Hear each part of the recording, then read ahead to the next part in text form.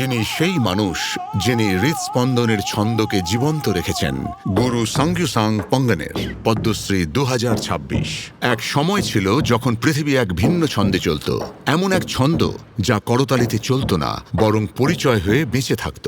বহু প্রজন্ম ধরে নাগাড়ার ধ্বনি নাগা মানুষের পাহাড় আর হৃদয়ে প্রতিধ্বনিত হয়েছে। কিন্তু যদি সেই সুর ধীরে ধীরে হারিয়ে যেত, তাহলে 1945 সালের মার্চ মাসে এক ছোট্ট আউনাগা গ্রামে জন্ম নেওয়া এক শিশু শুধু সংস্কৃতিকে দেখছিল না, বরং তাকে উত্তরাধিকার হিসেবে আপন করে নিচ্ছিল। সময়ের সঙ্গে সঙ্গে সভা সমাবেশ কমতে লাগলো, গানগুলো ভুলে যেতে শুরু হলো, আর নৃত্যগুলো হারিয়ে যেতে লাগলো। সমৃদ্ধ আউনাগা ঐতিহ্য ধীরে ধীরে মুছে যেতে থাকলো। তখনই গুরু সাংগ্যুসাং পঙ্গনের তার জীবনকে এই ঐতিহ্যের পুনর্জাগরণের জন্য উৎসর্গ করার সংকল্প নেন। শৈশব থেকেই আমাদের নিজেদের মানুষের গান ও নৃত্যের প্রতি গভীর টান ছিল। আমি এসব শিখেছি আমার বাবা, দাদু এবং গ্রামের প্রবীণদের কাছ থেকে। সেই সময়ে কোনো লিখিত গ্রন্থ ছিল না, সবকিছুই মৌখিক পরম্পরার মাধ্যমে এগিয়ে নিয়ে যাওয়া হতো, যার ফলে এই কাজটি আরও কঠিন হয়ে উঠেছিল।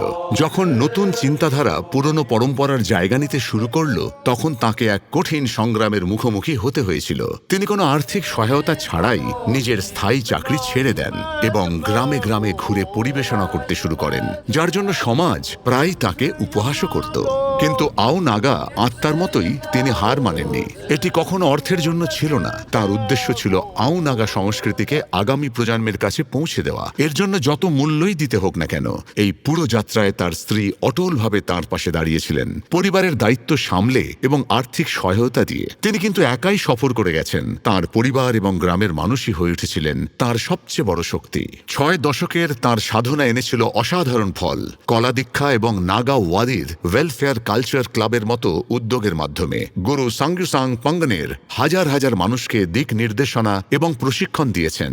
আজ তিনি আউনাগা লোক পরম্পরার সবচেয়ে প্রবীণ গুরু। তার মৌলিক লোকসৃষ্টিগুলি স্থানীয়, জাতীয় এবং আন্তর্জাতিক মঞ্চে পরিবেশিত হয়। কিন্তু আজও 81 বছর বয়সে তার কাজ শেষ হয়নি। আমার দরজা সবসময় সেই প্রতিটি তরুণের জন্য খোলা, যার শেখার ইচ্ছে আছে।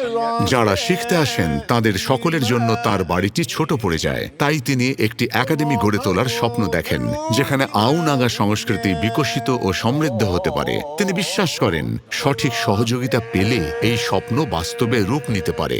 কিছু ঐতিহ্য বইয়ের পাতায় লেখা থাকে, আর কিছু ছন্দের মধ্যেই জীবন্ত হয়ে থাকে। যতদিন এই নাগাড়ার ধ্বনি প্রতিধ্বনিত হবে, আউনাগা সংস্কৃতি এবং এই মানুষটির শিক্ষা অমর হয়ে থাকবে। গুরু সাংগ্যুসাং পঙ্গনের পদ্মশ্রী 2026। আমাদের কোটি কোটি প্রণাম।